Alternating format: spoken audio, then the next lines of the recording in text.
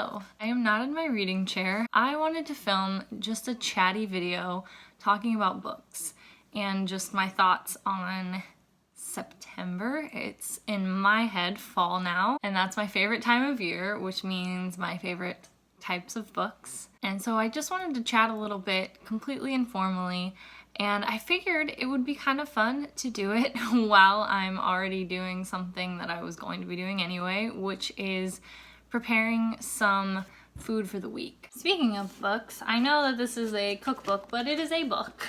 And I'm just curious, is there anything that you make yourself at home or things that you prep at the beginning of the week? I am going to be baking some blueberry muffins so that we can have it for breakfasts and just to snack on.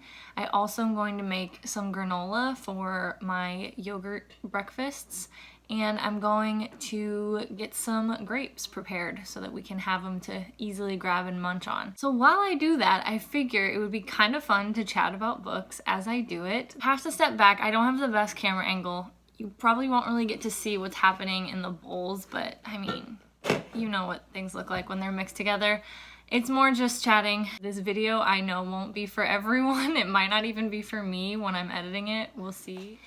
This blueberry muffin kit, box, whatever you want to call it, Krusties. Not a fan of the name. Maybe I'm pronouncing it wrong, but Krusties sounds not great, but their prepared boxed baked goods have never failed me. They are delicious, especially these wild blueberries. The blueberries come in a tin, which you open and drain. The thing about these is that they're good throughout the rest of the week. Sometimes things are really good only fresh out of the oven. These are good days later and maybe even better than when they're warm. They're better at room temperature in me and my family's opinion. I rinse and drain these until the water runs clear, and those are the little wild blueberries. They're very yummy. It's September, which means a lot of things. For me, first and foremost, September means fall. I know that's not really how it works. I know that the official autumnal equinox is not for another couple of weeks, but in my mind, I make the rules that I want, and September is fall and spooky season starts. September and October are spooky season for me. Spooky season, September, October, is one of my favorite times of year. Honestly, I'm not super big into horror movies, or especially not slashers and gore, which are very popular around this time of year.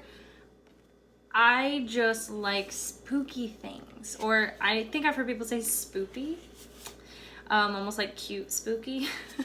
And I am very much, as I said before, a seasonal person, a mood person. That is why when I read books, I try to put on an atmospheric ASMR background that matches the mood of the book. So I've ordered some candles. I ordered the Ghostly Castle candle from Spireside Candle, as well as quite a few others. I'm really excited. I can't wait.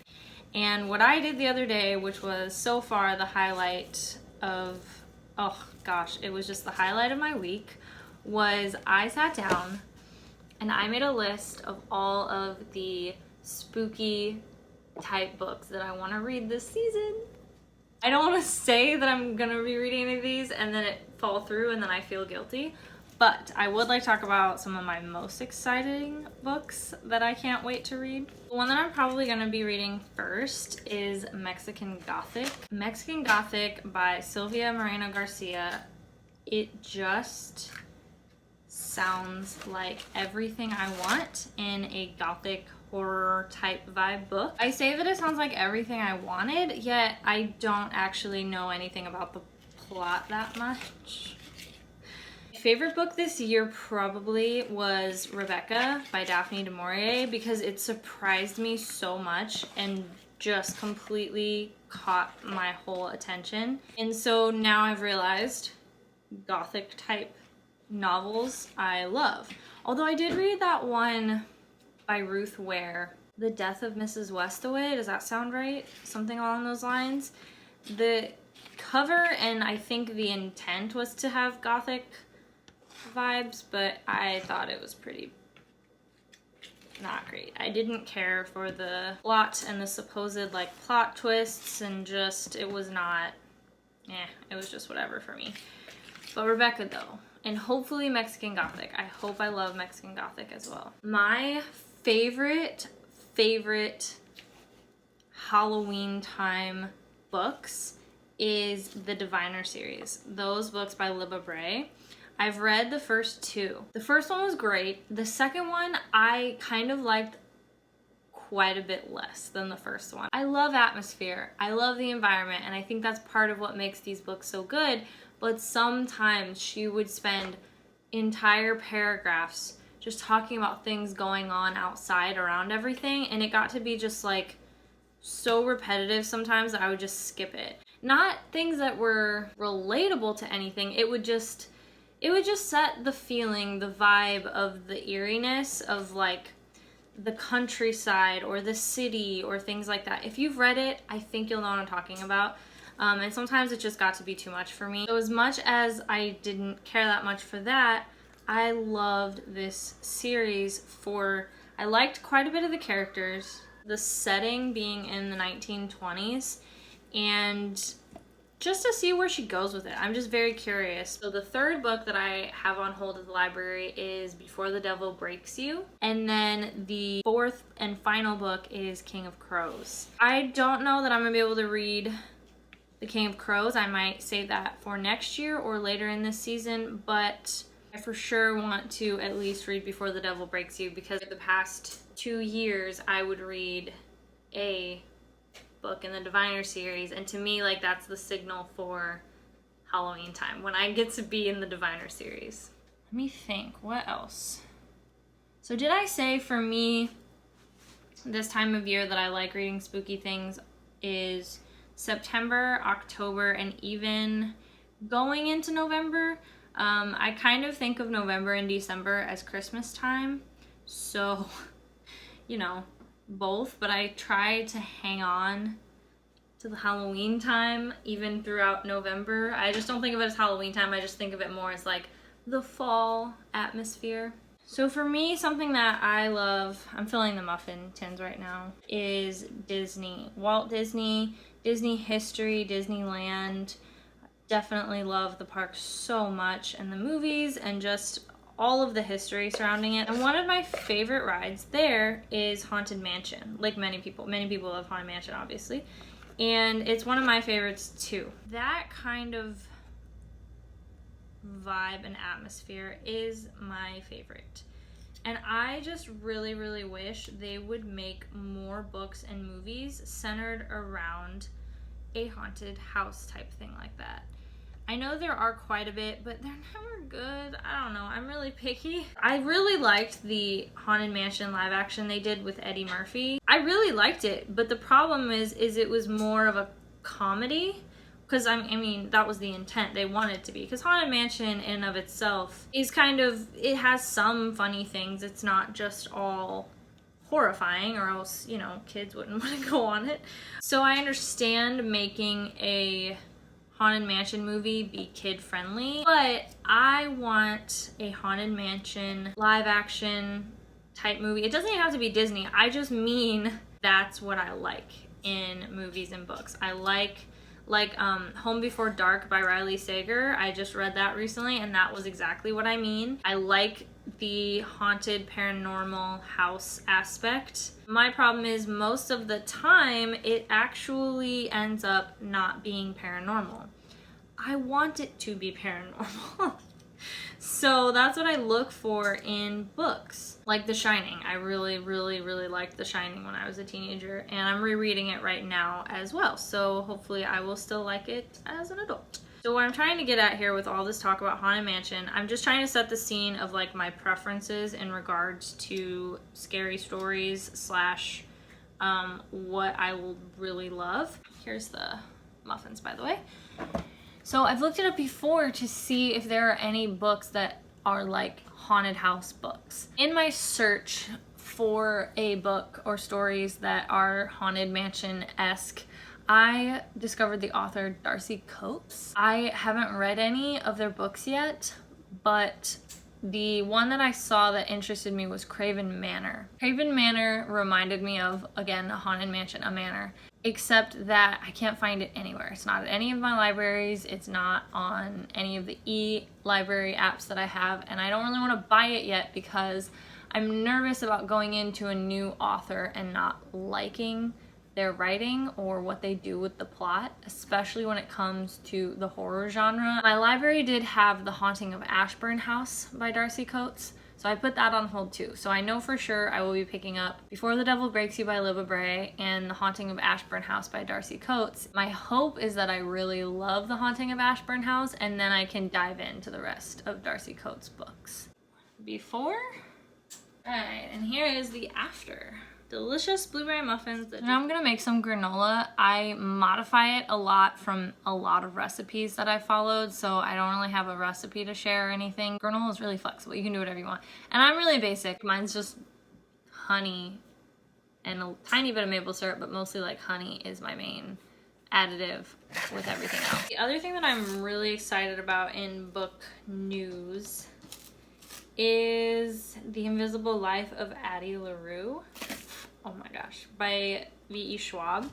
That comes out in October. I am 98% sure. I have read by Victoria Schwab her City of Ghosts series. I really enjoyed that. And I read Vicious, which I also really enjoyed. I need to read Vengeful, and I also really want to read the Darker Shade of Magic trilogy. And I just like her as a person. I follow her on Instagram. She seems very sweet and lovely and a genuine person, I hope. And I just can't wait because The Invisible Life of Addie LaRue, while it isn't atypical, what I would describe as like a spooky book or anything like that, from what I can tell, it just seems like it's gonna be a story that is gonna win over my heart. I love plot, but I said before, I love characters. I love getting to know people really deeply, even though they're fictional. I just really, really hope and believe I'm gonna love this. It does have the devil in it, from what I can tell. Like, Addie LaRue makes a deal with the devil to get to live a long time. But it also, I don't know, it just doesn't sound spooky from what I've heard other people say about it. Another book that I would like to get, but I really want to get this from the library. I don't want to buy it yet because I'm a little wary of the mystery, thriller, and horror genre because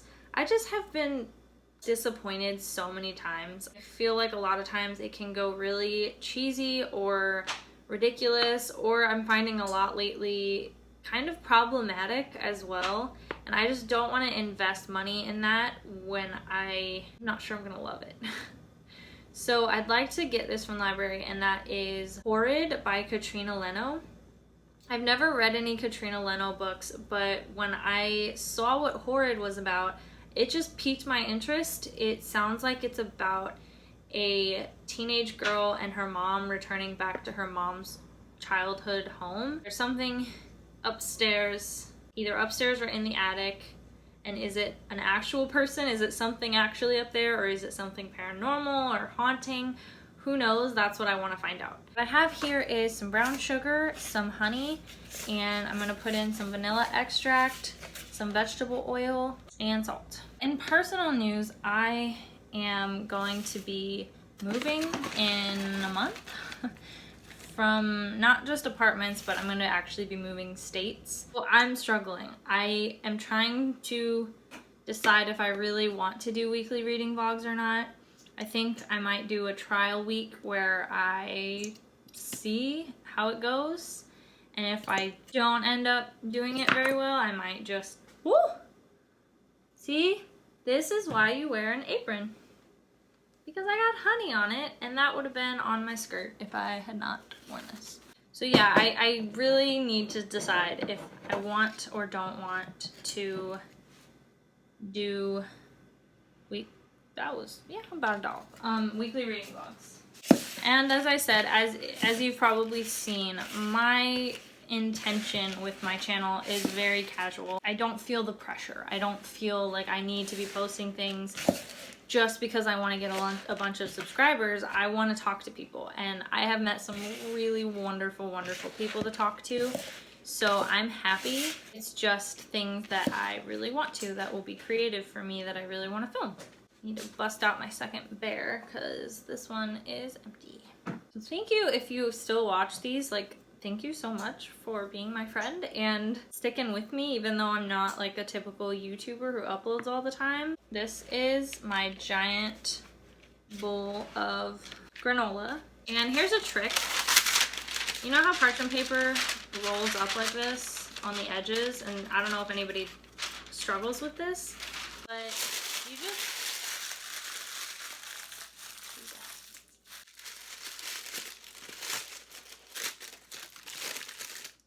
It's not gonna curl up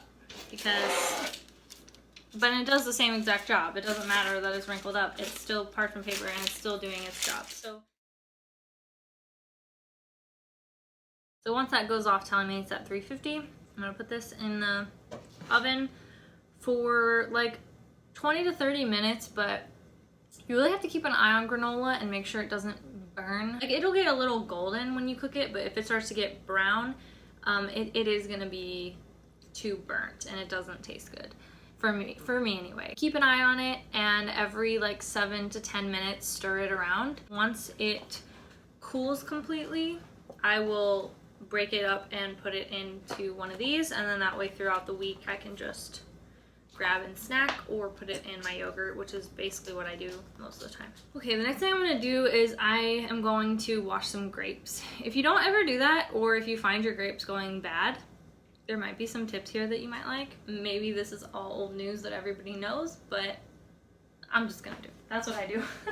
So from my experience, grapes and blueberries are two fruits that you don't want to wash or introduce water to until you're about to eat it. If you do that, even if you are cleaning it, it will go bad faster. It's just the moisture level. It'll make it go bad faster. I don't know the science behind it. That's just my personal experience. In the case of grapes, they are still okay for a couple of days. So I'll keep them on the vine. So what I'm gonna do is I'm going to snip off like this. I'm gonna just snip off some pieces of the vine so that the rest are all still connected, because it does keep them better longer when they are connected to the vine as well. Here's a whole chunk of them. I'm just gonna take all of these off of the vine, put them in Tupperware that I have a lid for, because then what I'm gonna do is, it's a weird thing, but I saw it on the internet and it actually works, is you put salt, like coarse salt, and you put baking soda in with the grapes. You close the lid and you shake it up like crazy. And what that does is it cleans off, you know how there's always that like white film over grapes, and it's definitely not something you want to eat because it tastes just chalky. Well, this will get that off and they will be shiny and clean. Once you shake it up, you rinse it with cold water, and then the grapes are shiny and perfect. I had a huge shock last night, book related. I was watching Parks and Rec again. It's one of my favorite shows. Rob Lowe, who plays Chris Traeger, I remembered that he was in the mini-series of The Stand, which is an adaptation of the book The Stand by Stephen King. And I remembered that he played Nick Andros. And so I went to go look up a trailer because I wanted to see him again when he was, because this was in the 90s. I think it was made in 94. And so I wanted to see what he looked like when he played Nick in that young age. And I saw that there is a new mini-series of The Stand coming out. What? Oh my gosh, I don't know anything about it. All I know is that there's a few clips. There's a video showing who everyone is going to be playing, the different actors, and like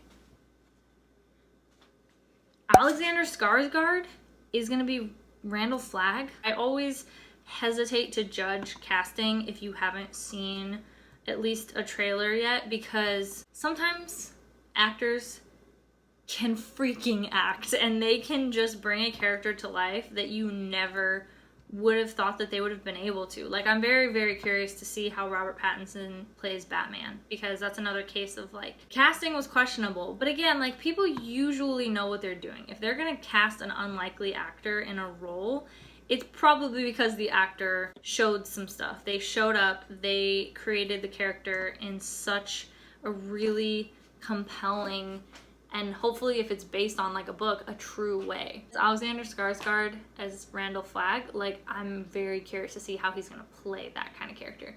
And James Marsden is gonna be Stu Redman. That's another one. It's hard because I feel like Gary Sinise is amazing in my opinion, and he is Lieutenant Dan and he is Stu Redman. And so to see Stu being played by another person is very strange. But again, I'm gonna trust in the casting. I hope that they end up playing it really well.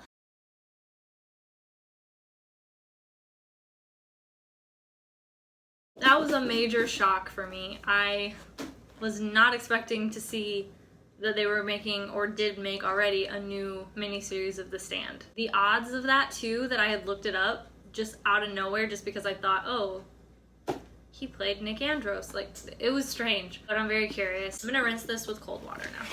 We have gleaming, shiny grapes that have nothing on the outside, and they can now just be popped in the fridge in this container, and you can munch on them, you know, before meals and between meals. I feel like something that I'm struggling with as a reader is that I keep wanting to finish books instead of enjoying the process, because there are so many good books out there and I want to get to them all, but they take time. And on top of that, I want to get to them because I want to enjoy the process, right? Like, that's the point of reading, is enjoying the journey and the fictional world and characters that you get to visit and meet. And I think that the problem is when I'm constantly trying to just focus mostly on finishing the book because I want to get to the next book, I'm not enjoying the process of what I'm reading now.